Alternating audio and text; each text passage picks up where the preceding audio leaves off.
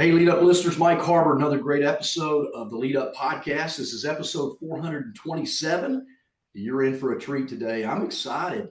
A few weeks ago, I was interviewed by a guy named Damon Limby. Hope I got that right, Damon. You did. And so he's returning the favor. I'm interviewing him today, and he's going to talk to us about all things leadership. He's an author, best-selling author. He's also the CEO of an organizational development company or training company called Learn It. They do training literally all over the globe, and you're gonna be in for a treat by some of the things that he shares today. You know, we know leadership. Leaders don't just happen. Leadership is something you wake up knowing. It's not something you wake up knowing how to do. Eventually we got to grow into it. It takes intention. That's what we talk about most here on the Lead Up podcast, and Damon's going to help us learn more about how he helps leaders actually do that, or helps companies create leaders or grow their leaders within their organization. So Damon, welcome to the Lead Up podcast. Great to have you here. Mike, it's an honor to be here. Thanks for having me. Yeah, I'm excited. You know, it's a lot of fun. Damon and I spent 30 minutes talking in the green room before I finally said, Damon, we got to get this recording started. We're kind of kindred spirits. We've got a lot of common interests. We love to talk about growth, personal growth, and leadership. But Damon, you've worn a lot of hats throughout your career: a CEO, best-selling author, podcast host. I'm sure each of them has given you kind of a unique perspective on leadership. So talk to the Lead Up listeners a little bit about what first sparked your interest in leadership and what you've kind of personally done to grow into a better leader. Mike, first of all, I got to say I admire. I mean, you got 400 plus episodes under your belt. I mean, talk about consistency and getting after it. So congratulations on that. As far as my leadership, where it sparked interest for me is I was kind of thrown into it. I mean, my backstory is I grew up in the San Francisco Bay Area, and I dedicated my whole life to wanting to be a professional baseball player. In high school, I was a high school American.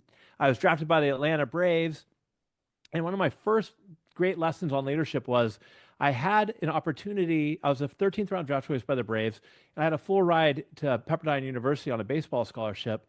And I went to Pepperdine because our coach, Andy Lopez, Hall of Fame baseball coach, he had this moonshot goal, this vision of, you know what, we're going to win the College World Series within 2 years. And we're going to do it by building a team with great defense, strong middle lineup hitting, and, just getting a great talent. And Pepperdine's a small school. You know, you're going up against schools like LSU, Arizona State.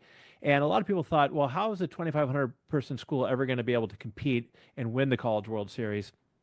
And so anyways, I went there on a scholarship. I ended up getting hurt and leaving. But sure enough, the year after I left, Pepperdine won the College World Series, which is Oh amazing. man, Which is yeah. great. I was happy. I was kind of happy for them. I bounced around a little bit. Had to go to junior college. You couldn't just transfer from D1 to D1. But I got another chance, and I went to Arizona State, and I got a full ride there. And I played at Arizona State. I had a great year, hit a home run in the College World Series, which my wife likes to say is my glory days. And I was ready to move on and play professional baseball, but I didn't get drafted. And so here I was, 22 years old, and my identity as a baseball player, was over with. I didn't know what I was supposed to do, and I didn't know if any of my skills were transferable from what I learned playing sports into the business world. Fortunate for me, I came from a family, like I was mentioned to you before, where my family had a big hotel chain and real estate. And I was able to learn from my dad and my grandfather about leadership. And I didn't, like I said, I didn't have any skills. And my dad was just starting this small business called Learn It, which was, at the time was the computer training company. And I just started there as a receptionist. Hmm. One, because I didn't want my daddy to put me up as a senior leader in a company. I wanted to prove that I belonged there. And two, I didn't know where I fit in, or if, what I was capable of doing. So that's where my journey started in the business world. That's awesome. Love that. You know, I'd love to talk baseball with you. I played college baseball, not at the same level you did. I played at, kind of a Division II school, which was an Oh, NAI school when I played. I didn't get drafted like you did, always a dream, right? But you hurt my feelings a little bit too, Damien, when you mentioned like bigger schools. You didn't mention the Arkansas Razorbacks. They're a great powerhouse baseball program. We still haven't won the World Series though. That stinks. But you know what's so funny that you bring this up? I played in the Cape Cod League, and my roommate was a catcher from the Arkansas Razorbacks, a guy by the name of Courtney Paul. So if Yeah, Courtney, if you're out there anywhere and you hear this, how's it going, buddy? We should catch up one of these days. that's awesome. That's awesome. Yeah, we are. I'm in Arkansas, so obviously I'm a Razorback fan and love Dave Van Horn. Arkansas still hadn't won the College World Series, lost it a few years ago to Oregon State because they missed a pop up in foul territory that would have won the game. Ended up losing that game and then losing game three, just by and so broke our heart obviously. But Arkansas baseball has been the most consistent over the last 15 years of any program in the country. So maybe this is the year, Damon. Maybe it's the We're year. You hoping, never know. we're 2025. hoping so. But talk about, I love that you started out as a receptionist. Mhm. Talk about like you're thinking about, am I a leader? Was I ready for leadership versus what it took for you to grow into the CEO of the company today? What was that journey like for you that others could learn from? So what the journey was like for me is, so here I am, I'm a receptionist, and one of the things that I kind of saw right away was that people didn't really have the same type of work ethic that I was used to in sports. And I'm sure it was the same for you in sports and in military. I mean, people were showing up late to work, people weren't that into it. It was okay if you lost deals. And so really early on, even though I was a receptionist for, close to 2 years, I I said, this is my family business, and they're investing money in it. I don't want to let them down. I want to start reading books and I want to start learning about how to use computers and how to do sales. So early on, I said, I'm going to do what it takes to get myself ready to help, give back to my family, which did so much for me. And so that's how I kind of got into leadership. I started teaching classes and then I started going out and making sales. And about 3 to 4 years into it, when the CEO wasn't working out and our board and my dad and everybody whatever was looking for a new CEO, I threw my hat in the ring and I said, "Hey, I've answered more phones than anybody. I've taught classes. I've closed some of our biggest deals. Give me a shot." I mean, I can relate to what everybody else is doing in their roles. And my dad's like, "Hey, kid, you got it." And for me, Mike, I was kind of lucky because that was right in the heart of San Francisco around 2000, which was when the dot-com boom was just taking off, right? Mm. So here I am, 26, 27 years old, and I thought to myself at the time, oh, I got it all figured out. This is easy. All you need is paper and the fax machine, and people will buy from you. And I made some big mistakes early on. I convinced my dad I wanted to overexpand and open up new locations. And fortunately for me, I had some the family my family background to help with the financial problems that we had early on. But that was an incredible learning lesson to help us get through that dot-com bust. And so what I learned through those days was to build great teams, learn from your mistakes, and not be afraid to take risks, but you get better at getting and taking calculated risks. And so it's been a growing and learning lesson for me all throughout my, June will be 30 years at Learn It For Me. Wow, that's incredible. Congratulations on that, man. So let's talk about, I think, something that many CEOs are trying to figure out today. And what I love is that it's nothing new. The worker who doesn't really have a work ethic potentially, and nowadays there's a lot of people in the work that I do that just say, well, this generation today doesn't have the work ethic that we had, right? But I think it's always been there. Now, you mentioned something like, playing baseball, right, or sports growing up. I played football and baseball in high school, and then baseball in college. And I wanted to be in the batting cage all the time. I wanted to work. I wanted to get better, right? That just kind of came. I didn't come from a wealthy family, so I had to mow yards and do different things to earn money. But as soon as I could get off from doing that, I'm in the batting cage. I got a buddy in the batting cage or whatever, right? So we were always trying to get better. And then I went to the Army And the way to excel in the military is you just you grind, you work, you just be the best. I wanted to be the most physically fit guy in my unit. I wasn't, because I'm not a good runner. I could do more push-ups and sit-ups, but not I couldn't run as fast as some of those guys, or as far as some of those guys. But I wanted to be the best. So that work ethic just kind of came naturally for me.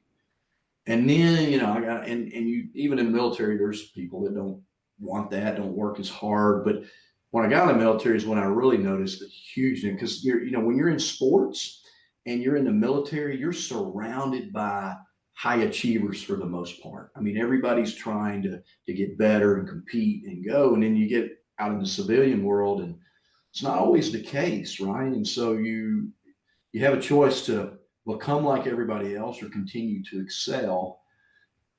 And so we have all kinds of lessons from that. But what I want to get to today is the leader today is struggling with maybe work ethic or focus, or there's a lot of talk in the world today about ADD, right? Attention deficit disorder. I really think we have attention distraction disorder because there's so many distractions in the world. How do you deal with that? Like, how do you create this team of performance-based work ethic and attention, making sure they're paying attention to the right things versus getting distracted by all the things that are out there? Because I think that's a subject many CEOs are trying to figure out today. Well, first and foremost, I think your story is amazing, right? You worked hard, and you have that work ethic. Me, I came from a family which, yeah, we had good financial means, but one thing I learned from my parents, Mike, was they never let me sit around, right? We had to have a work ethic. You had to be up and doing something. We were never going to be entitled little brats, which I really, really appreciate. And that's the kind of behavior I want to instill in my kids. And hopefully it's the behavior I model, to answer your question, for our staff and for our team. And now I know that the younger generations, Gen Z, they get a bad rap for lack of work ethic or whatever. I don't necessarily buy that. I think that there are a lot of younger workers who have good work ethic. And some of it falls back on the organization they work for.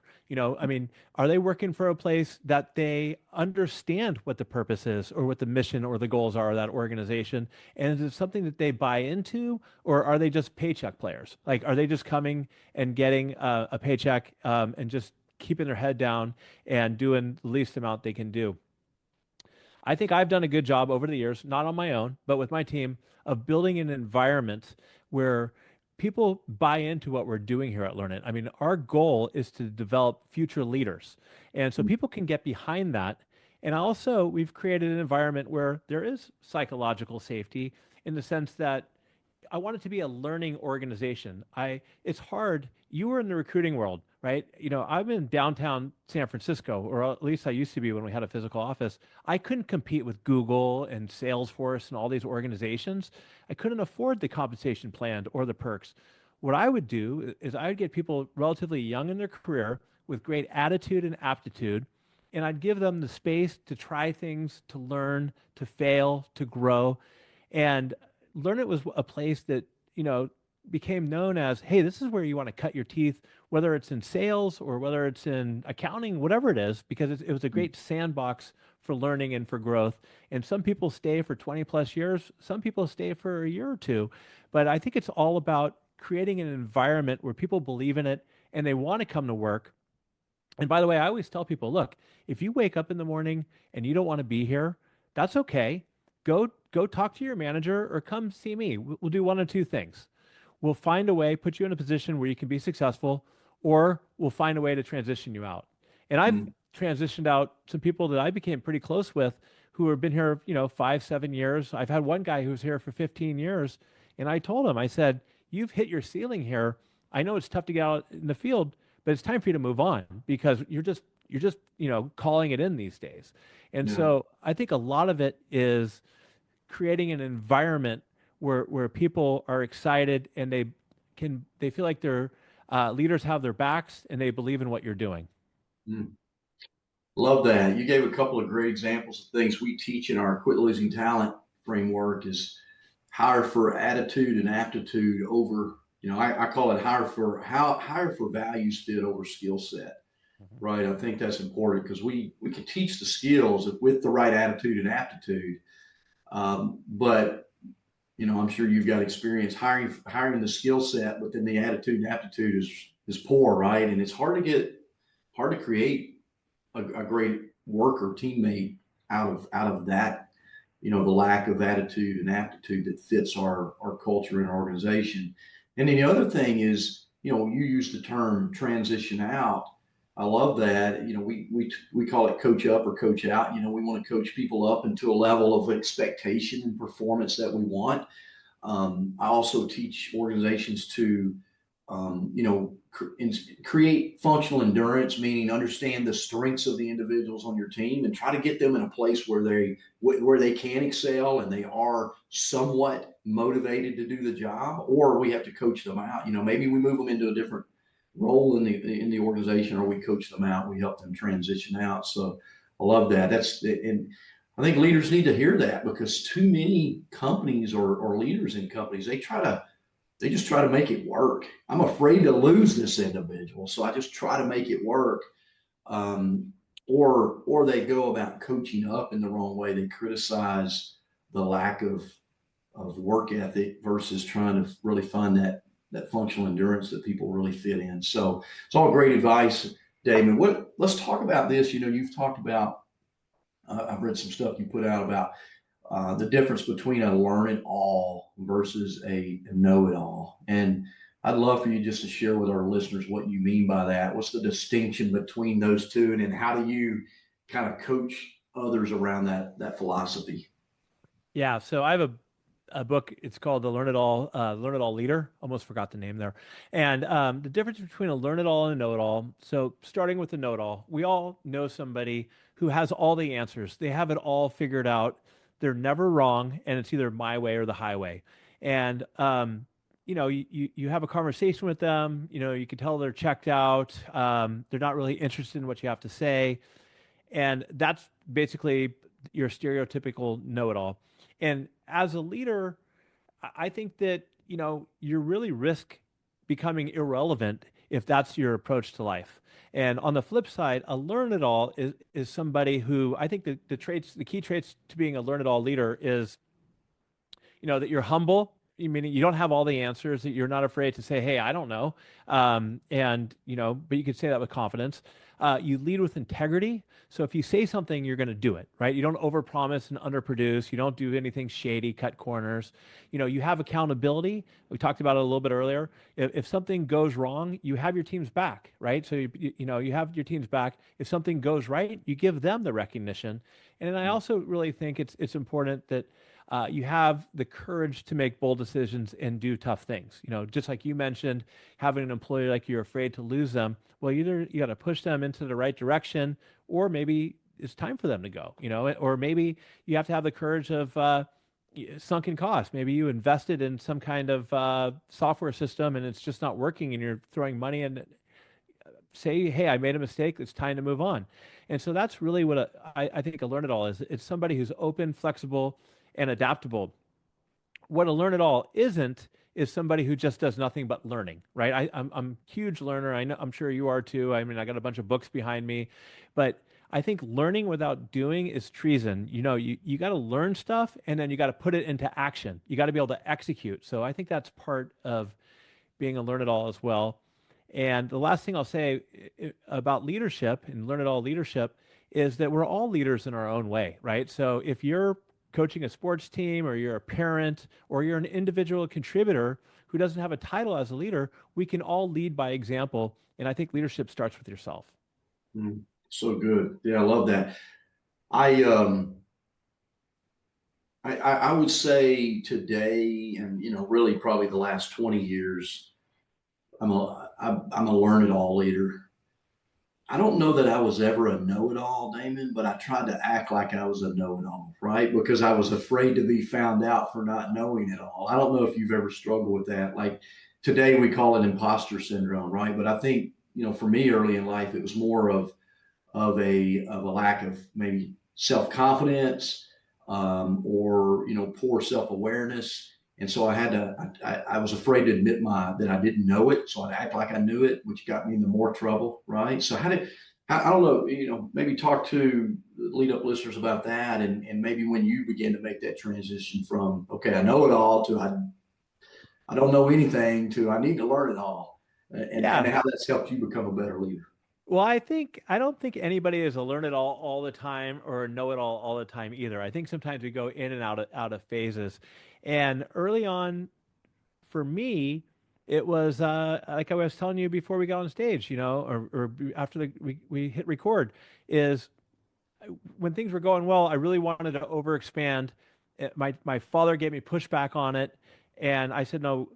I was really dead set on what I thought was the best thing to do, even though he had 30 years more experience than me and a big time business guy. I thought I had it all figured out.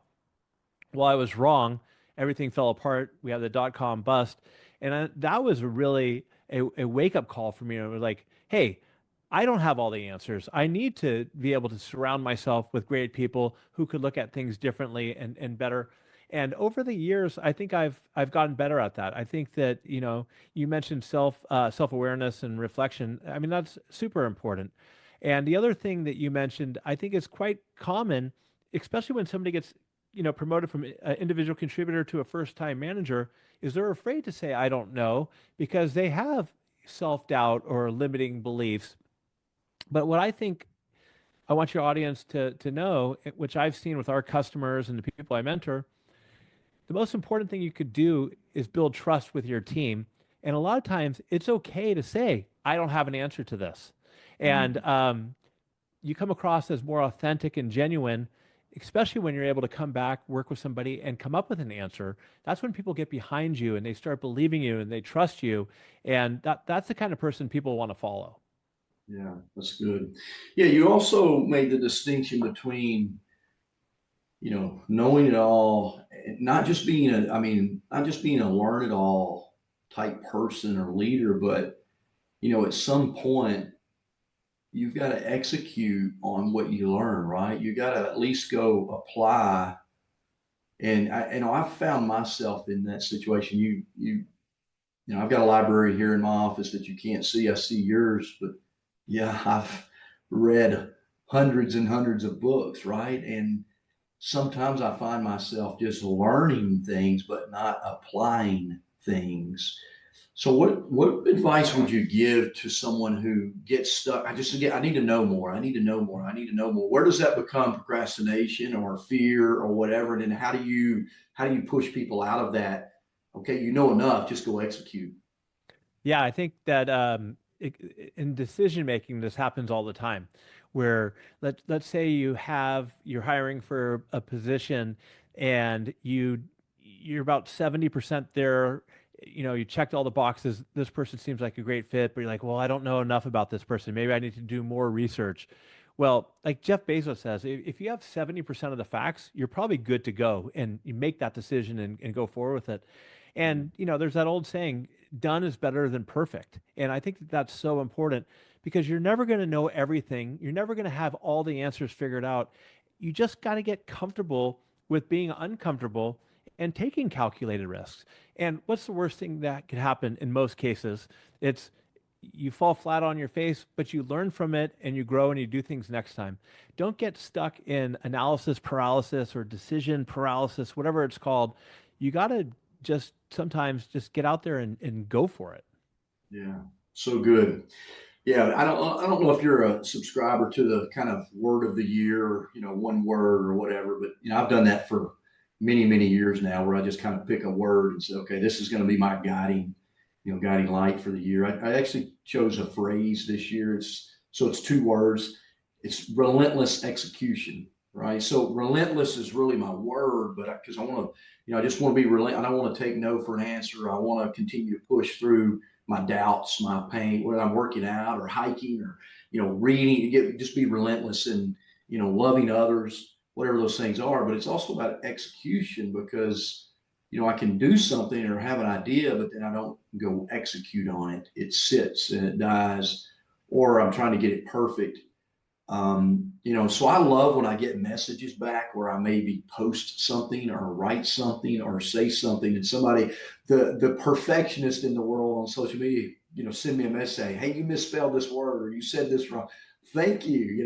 That means I executed on it without proofreading it probably, but I've tried to really push myself over the years to not worry about perfect, but progress. Okay, just make progress. You iterate as you go, right? Iterate as you go.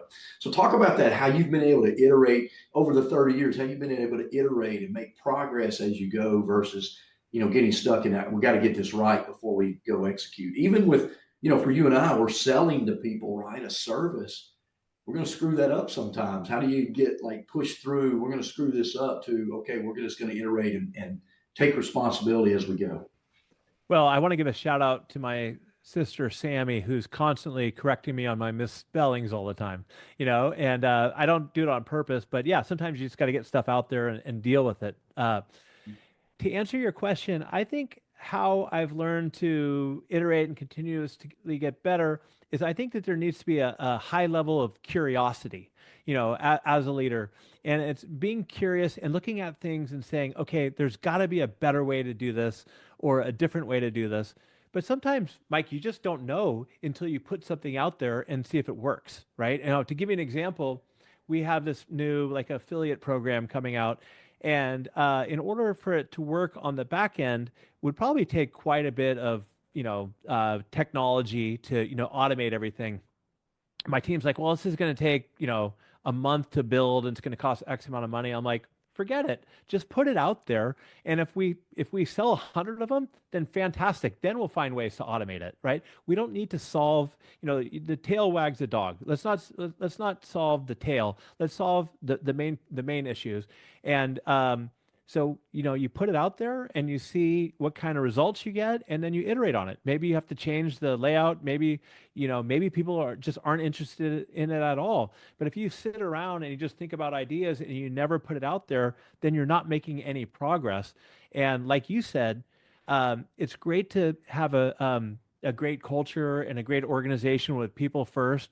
But at the end of the day, you have to drive results. You have to execute, because if you don't execute, either you're not going to be around as a leader anymore, or your company's not going to be around. So the only way you're going to see if things work is to put it out there, try, be curious, and find ways to make it better incrementally. Yeah, it's good. So now let's just go a little bit deeper. Talk to the leader, the person who is so afraid of failure that when they fail in something, they don't do it again. They don't iterate. They just say, well, that didn't work, and they just let it die. Talk about that a little bit. Maybe where you've done that, or how you would push a leader, someone to through that kind of mindset. Well, this isn't necessarily a business story, but I think it kind of falls into what you're saying. I mentioned to you I have a 7-year-old daughter, right? And so about 3 months ago, actually no, it was about 6 months ago, we were talking about this bike race that she had to be in, that she was going to be in, and she's like, "Daddy, I don't know if I want to. I don't know if I'm going to win, and I don't really want to lose, so maybe I just won't do it at all." And I said, Mm, "Stop right there." I said, "Lucy, stop right there. I don't care if you finish in fifth place, as long as you go through the process, you work hard, and you give it your best effort. That's all I want you to do, right? And if you do that, then I'll be proud of you." Best part of the story is she ended up finishing in fourth place. They gave her a participation ribbon, which I'm not a fan of, by the way. But mm, she's got her arms raised like she won the Olympics, yeah, So I just think if you're going to try something and you're concerned about failure, the first thing I do, Mike, is I call it purposeful awfulizing. Look at the worst case scenario. If the worst case scenario is something that you can overcome, say it's something you're going to give a presentation, but you don't do well, someone might laugh at you. As long as you can overcome that, it's not going to bankrupt you or get you fired, then you should go for it. And I think there's too many times that people are afraid to try things because they're afraid of failure. In sales, they're afraid of hearing the word no. And you got to stop taking it so personally and give yourself more of a pat on the back that you actually tried something, right? Because most people are too afraid to try. So I think you're giving yourself a step ahead by just going out there and taking action. yeah, that's so good. Yeah, I love that because Damon, I get paid thousands of dollars today to speak on stage.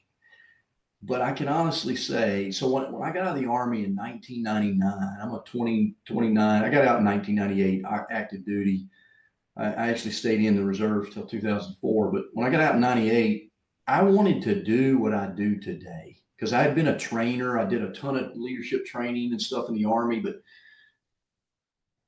I wasn't sure I could get paid to speak because in the Army, I was getting paid regardless. They Yeah. had to be there. Hey, you got to be in this training, and you didn't get, there. It's not democracy in the military, right? You got to be there, and so I remember when I got out of the military, I wanted to do what I do today, but I was afraid to do it because I was afraid that no one would pay me to do it.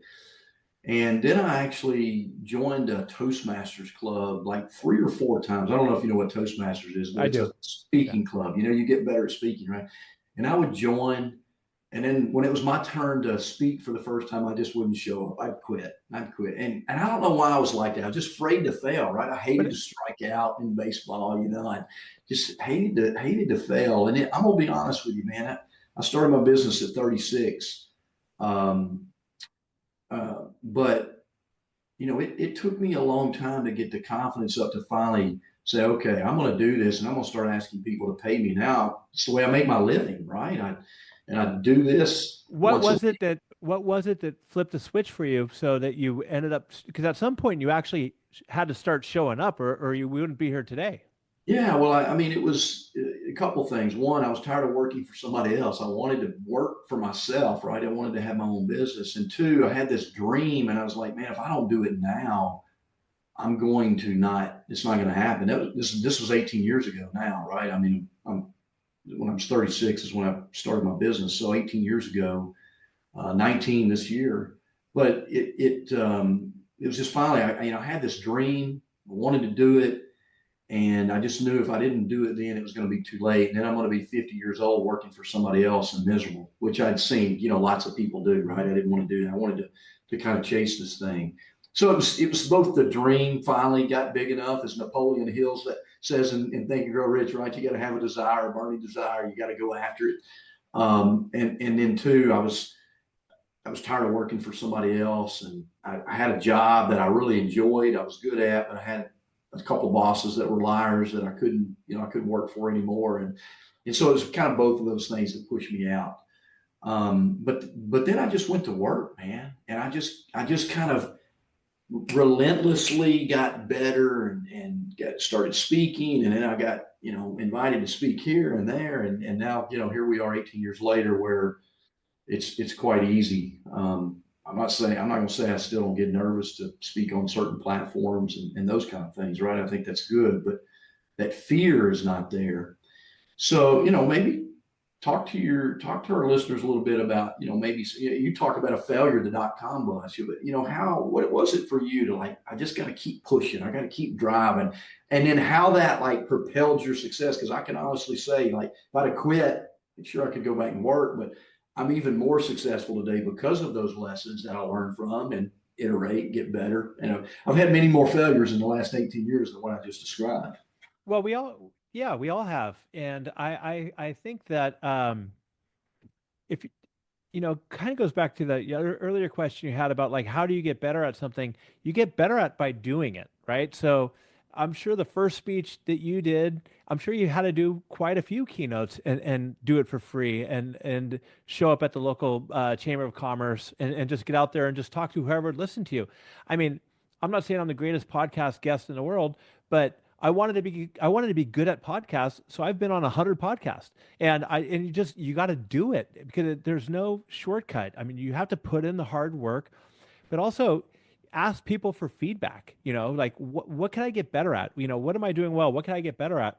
And as far as I've had plenty of failures. I mean, so many different failures, and most of them have been good learning lessons. But back in the day, when that happened with the .com, and I had to go to my family and ask them to cover payroll. I mean, calling your dad asking him for $10,000 is not easy. I mean, I got screamed at quite a few times, but I never gave up for a couple of reasons. One is I had the confidence in myself and learn it knowing that I know that what we're doing is worth it. I know that we can turn this around. And I didn't want to I don't know if this is right or wrong. I didn't want to let my dad down. I Mhm. mean, my parents provided for me. I know I had a good baseball career that made them proud. I really enjoyed the work I did at Learn It. I really enjoyed my team. We had about 50, 60 people at the time. We have about 100 now. And I'm like, I didn't want to let all these people down. And I believed in myself enough to know that if I stuck with it and I had a great team and I just kept learning and pushing forward, eventually I'd turn it around. And since 2004, I never had to borrow any money. We learned from the mistakes. We made right decisions. In 2009, when we had another recession, we got ahead of this one and we made the hard cuts all at once. We didn't do it piece by piece to totally demotivate everybody. We made the hard choices and tough decisions. And I think over time you get more confident in yourself. You've had more wins, you have more failures, but you learn from those and you just continue to go, go, go. Yeah, that's so good. Yeah, that helps me transition to where I want to go now because that's what you're in the business of doing, learn it, right? And I think, really the topic of our conversation today is all about learning, learning from our mistakes, learning from others, learning from maybe mentors or books, learning from each other, learning from our podcast, making a commitment. You mentioned earlier, this is my 427th episode, A lot. Damon. I did when I decided to launch a podcast, I had no clue what I was doing. I didn't know if I was any good. I didn't know if I'd be able to get anybody to listen. But I recorded a podcast 114 days in a row before I quit. Like every I day, love that. I love that, Mike. I love that. I just said if I'm gonna do it, I got to commit to it. And so, now we're at 427. We do a weekly show, but the first 114 were every day because I knew if I didn't commit to a daily effort, I wouldn't get good. And I might make an excuse the next week that nobody listened to the last one, so they're not going to listen to this one. Now I got listeners literally all over the world, right? So, but it's that consistency of learning and growing and adapting and getting better, which is what you do with your company. So, talk about learning a little bit and what you do to help people grow, learn, create that consistency, and get better over time. So Learn It, we're a live learning platform, and customers typically turn to us when, people get promoted from an individual contributor to a new manager, and we all know it takes a different skill set. So we try to help give them the skills and the resources they need to be successful in their role, or we help them build stronger learning communities, learning cultures within their organization. But at the end of the day, what I hope that we do is that we just help give people more confidence in their own ability, in mastering the skills that they need to get better at. And hopefully, we do it through live, virtual, engaging workshops. You and I both know that somebody can take a 2 hour how to have a difficult conversation class, and you don't automatically become great at having tough conversations. But what it does do, hopefully it gives you a framework or a model to use, and then, like you said, you got to get consistent with doing that. So we have some prompts that people can do after class that will keep them, to make the retention more sticky. But it all kind of comes back again to like what you're talking about is you got to want it first of all, right? So if you're going to go through the learning and you got to want to get better yourself and you got to be consistent with it. I've got a buddy who wanted to be a comedian similar to you. He got up on stage 300 days in a row or something like that, right? So I'm hoping that tying that all back to what we do at Learn It is we're a platform that provides people the skills and tools they need to do and learn to stay relevant in the future of work. But it all kind of comes back to you as an individual, whether or not you're going to put in the effort and the consistency to learn, grow, and execute on whatever it is out there that you need to get better at. Yeah, so good. Yeah, so I love what you're doing. I'm a self growth, personal growth, leadership growth junkie. So, we speak the same language. We hope that our listeners, will continue to challenge themselves to grow and learn. How do they find you? How do they learn more about learning and what you offer? Well, check out my podcast, the Learn It All podcast. Mike's a guest on it. You'll see that, and connect with me on LinkedIn. at Damon Lemby. I'm pretty active on LinkedIn. I've gotten more active. And you could also go to our website, learnit.com, and you can see what we have to offer there. But I love connecting with people on LinkedIn, so find me there. Yeah, it's a great place. I think that's probably where we found each other was I on found you. LinkedIn as well. You found me. Yeah, you probably tracked me down, right? Yep. So I'm glad we made the connection. Damon, we'll make sure, lead up listeners. Hopefully, you learned a lot from today. That we're Damon's not a know-it-all leader. He's a learn-it-all, but he's also an executor. He's been, maybe right where you're at. He's made some mistakes and failures, as we all have, but we continue to persevere and get better. So if you're a leader that's struggling today and one of those challenges, just know that you're not alone. We've all been there, but the goal is to keep growing, learning, and challenging ourselves to get better each and every day. We hope you found value in today's conversation.